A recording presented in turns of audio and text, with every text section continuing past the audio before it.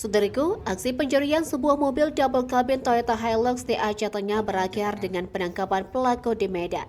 Setelah hampir 2 tahun lamanya, pelaku berinisial AI 30 tahun akhirnya berhasil diamankan Satreskrim Polres Aceh Tengah di Jalan Singgal, Kota Medan, Sumatera Utara.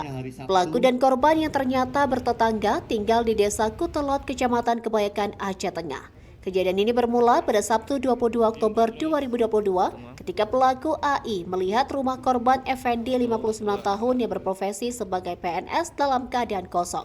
Mengambil kesempatan tersebut, pelaku AI masuk ke rumah korban melalui pagar samping, mencuri sebuah kunci mobil STNK dan BPKB untuk mobil Toyota Hilux double cabin dengan nomor polisi BL8179GU.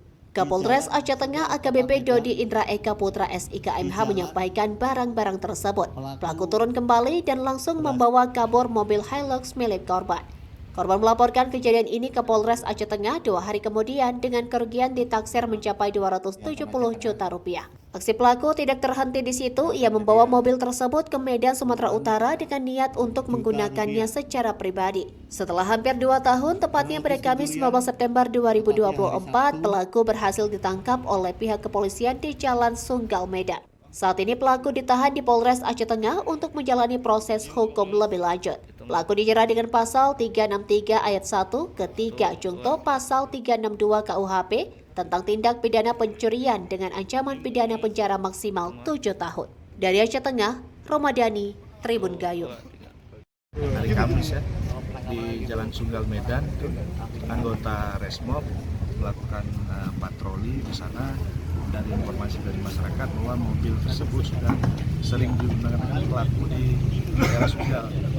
Jadi melihat mobil tersebut, personil reskrim langsung melakukan penyergapan tanpa perlawanan, berhasil kita amankan mobil dan surat-suratnya semua kita kejadian.